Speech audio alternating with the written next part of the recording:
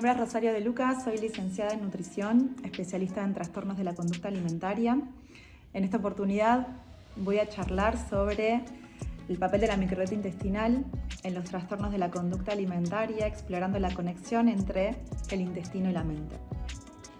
Los trastornos alimentarios son un grupo de afecciones en las cuales las creencias negativas sobre la comida, la forma del cuerpo y el peso corporal se acompañan con conductas que incluyen restricción de la ingesta, atracones, realización excesiva de actividad física, provocación del vómito y el uso indebido de laxantes. Dichos trastornos alimentarios generalmente se presentan en adolescentes y adultos jóvenes. Son afecciones que pueden llegar a ser graves y a conducir a múltiples complicaciones psíquicas y psiquiátricas, además de tener un impacto en la calidad de vida e incluso en la mortalidad. De los trastornos alimentarios más prevalentes, voy a hablar de 3: anorexia nerviosa, bulimia nerviosa y trastorno por atracón. Las personas que padecen estos trastornos alimentarios lo que tienen en común es que padecen un miedo muy intenso a subir de peso, a engordar, y una dificultad para aceptarse a sí mismos, tanto física como psicológicamente, siendo la insatisfacción corporal una muestra de su profunda descalificación personal. El peso, la forma del cuerpo y la delgadez son los únicos o principales referentes que condicionan su autoestima y su valor personal. Las personas que sufren anorexia nerviosa presentan una restricción en la ingesta energética en relación a sus necesidades, que va a conducir a una disminución de su peso corporal significativamente más bajo en relación a su edad, el sexo, el curso del desarrollo y la salud física. Son personas que tienen mucho miedo a subir de peso, como dije anteriormente, y que presentan una distorsión de su imagen corporal. Quiere decir que hay una alteración en la forma en que uno mismo percibe su propio peso o su constitución corporal. En la bulimia nerviosa aparecen episodios de atracones. Los atracones son episodios donde la ingesta alimentaria es muchísimo mayor en un periodo muy corto de tiempo. Estos atracones presentan una sensación de pérdida de control, de culpa posterior, que llevan a la aparición de conductas compensatorias, como por ejemplo las purgas, que pueden ser vómitos autoinducidos, consumo indebido de laxantes o diuréticos, ayunos muy prolongados o actividad física en exceso.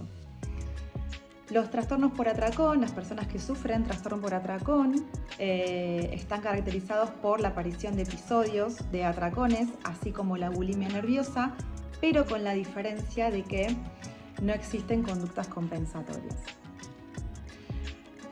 Ahora nos preguntamos, ¿cómo es que estos trastornos alimentarios tienen una relación con lo que podría ser el eje intestino-cerebro o con la microbiota intestinal? Para eso es importante que podamos entender o conocer qué es la microbiota y el concepto de eje intestino-cerebro. Los seres humanos mantenemos una relación simbiótica con nuestro microbioma, o sea, con nuestra microbiota intestinal, que consta de aproximadamente 10 a la 14 células. Por lo tanto, hay 10 veces más bacterias en el intestino que células en nuestro cuerpo. Estas concentraciones bacterianas están muy elevadas en el colon y nuestra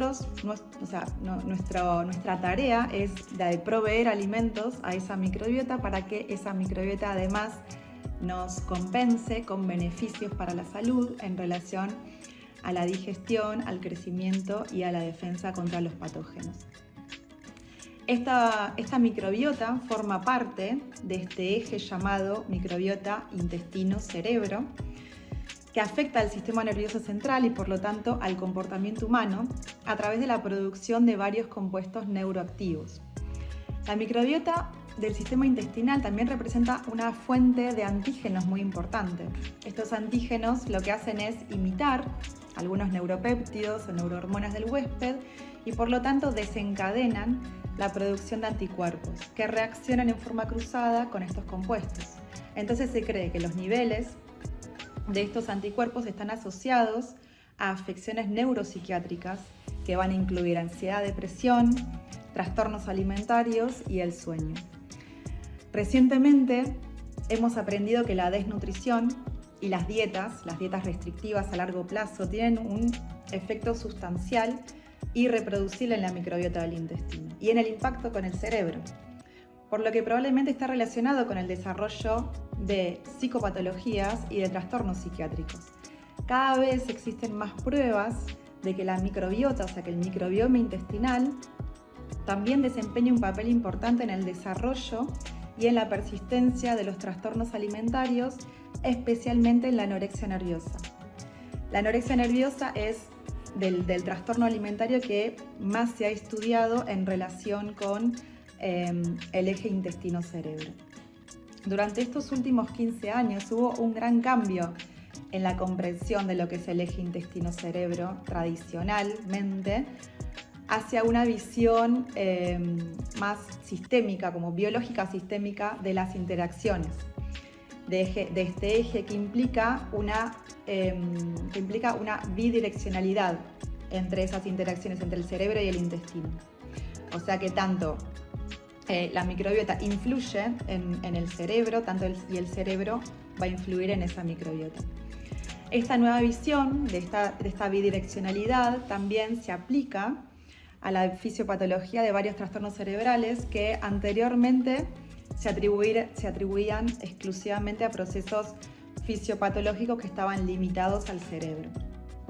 Entonces, de esta manera se abre la posibilidad de apuntar a la microbiota intestinal como tratamiento para estos trastornos. Para definir un poco mejor lo que es el eje intestino-cerebro, tenemos que hablar de un concepto llamado interocepción. El concepto de interocepción se refiere a la capacidad del cerebro de sentir y procesar información sobre el estado fisiológico interno del cuerpo. Durante mucho tiempo se consideraban que las señales de las fibras simpáticas vagales del sistema nervioso central eran la única fuente de información interoceptiva. Hoy sabemos que con los avances de la ciencia se han identificado a la microbiota y a sus metabolitos como una fuente importante de esta señalización también. Existe una gran evidencia que apoya el concepto de que el microbioma va a influir en la estructura, función y desarrollo del cerebro de abajo hacia arriba. Quiere decir que es la microbiota la que va a influir en este desarrollo a través de mecanismos neuroinmunes y neuroendocrinos.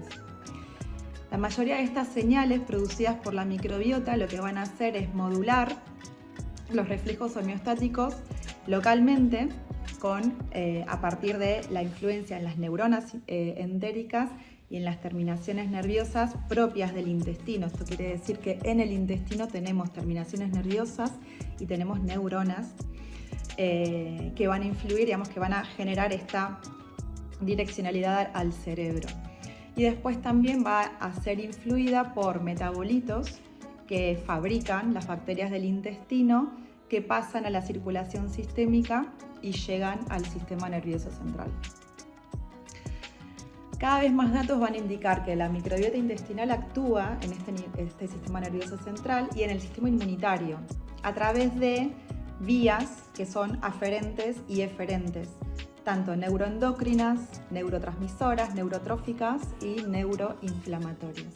Y cada vez hay más pruebas de que la microbiota influye en la regulación del peso y en la psicopatología, como en la ansiedad y la depresión. Una de las tareas más importantes del microbioma intestinal es el de contribuir a la protección de la barrera intestinal. La barrera intestinal lo que tiene que hacer es impedir el paso de microorganismos patógenos y sustancias tóxicas a la circulación sistémica. Entonces la microbiota va a estimular la liberación de citoquinas y otros mediadores inflamatorios. Si nosotros tenemos un intestino permeable, quiere decir que esa barrera intestinal está deprimida porque hay una disbiosis que puede estar producida por una desnutrición muy propia de la anorexia nerviosa. Una de las tareas más importantes del microbioma, o sea, de la microbiota del intestino, es contribuir a la protección de la barrera intestinal. Que esa barrera intestinal lo que tiene que hacer es impedir el paso de microorganismos patógenos y sustancias tóxicas a la circulación sistémica. Lo que hace la microbiota es estimular la liberación de citoquinas y otros mediadores inflamatorios. Si la pared intestinal, o se encuentra deprimida, o sea que tenemos un intestino permeable muy propio de personas que cursan con una inanición muy propia de la anorexia nerviosa, y el aumento de las bacterias que degradan una sustancia que está presente en la pared intestinal, lo que generan es que esta permeabilidad intestinal promueve que antígenos pasen a la circulación sistémica, generando y contribuyendo a una inflamación crónica de bajo grado que se presume está presente en el origen o que sería parte de lo que es la etiopatogenia del trastorno alimentario propiamente dicho como anorexia nerviosa. Si bien no existe un solo consenso de cuál sería la mejor forma de realimentar a una persona con anorexia nerviosa, sí es de vital importancia que comencemos a poner el foco en cómo esa realimentación va a influir positiva o negativamente en la diversidad de la microbiota, entendiendo que son personas que cursan con disbiosis intestinal y con permeabilidad intestinal.